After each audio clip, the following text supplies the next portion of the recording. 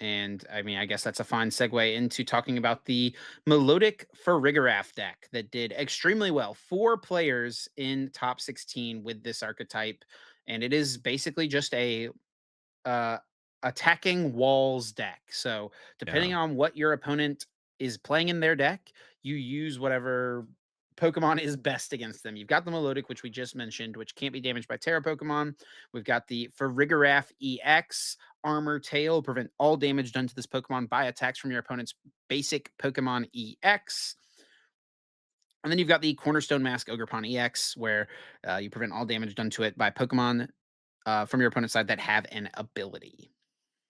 Yeah, so, like, Melodic is really, really good against, like, Dragapult, even if they have, like, Dusknoir can attack with Dreepy and Dracloak, it's not enough, you overcome that. You also have in this build specifically the Pokevital A, which just heals 150 damage from your is it active? It might be any Pokemon.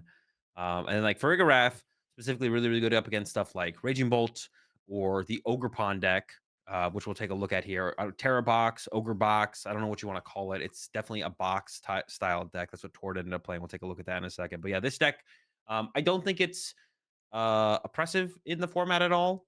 In fact, we were like coming up with ways to beat this while we were watching the matches, and we're like, I think if you just add a fighting ogre pawn to the ogre box, that would give you enough to get through the Farigiraf to maybe beat them because Farigiraf can't hit ogre pawn, and neither can the melodic. So that would give you like an out to that. So there's definitely plenty of outs to this deck. I think I don't think it's like a super oppressive walls deck, which most walls decks usually aren't. It's just kind of like it was like kind of the right time, and it seemed like no one was overly prepared for it. Yeah, these decks pop up in very specific metas and yeah, take advantage of people being underprepared for them. And it's kind of interesting for this format, this tournament specifically, because it's a 2-day tournament where you can change Yeah, decks from day one to day two. So it would have been actually kind of a cool adjustment to see people like add in those techs for this it, deck. it does make me wonder how successful it was in day one, or if this was a day two play. I forgot about I feel that. like I saw Rahul mention in a reply something about they wanted to add a tech for this deck going in from day one to day two, but decided it wasn't worth it. Yeah, like I said, fighting Ogerpon would be a good inclusion. Also, Regigigas would be a good inclusion into the Ogerpon deck, but I think the fighting Ogerpon is probably a little bit better because Regigigas does one hit KO the giraffe, and it's pretty easy to like build up towards that combo to get it in play in one turn.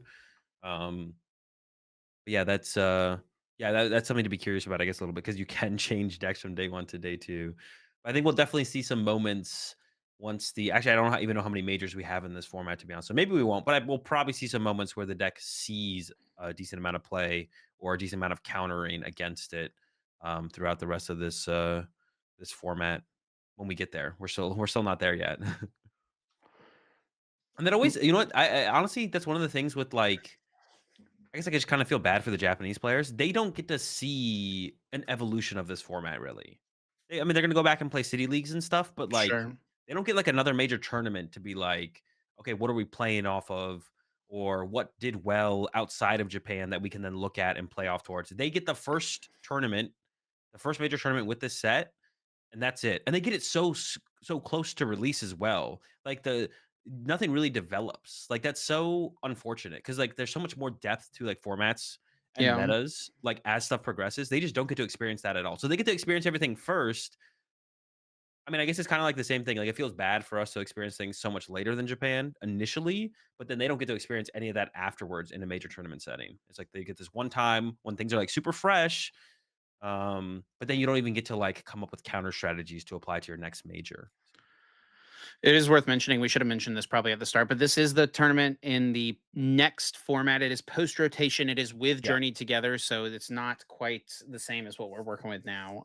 Also, we didn't mention this either, but there's 5,000 players. I don't think you mentioned it. Yeah, which is that maybe they're just like cut off now? The last one was exactly 5,000 players. This one was exactly 5,000 players as well. Yeah, the note from Limitless here says approximately 5,000 players. The final count may be Mm, slightly lower or higher, so it's like give okay. or take.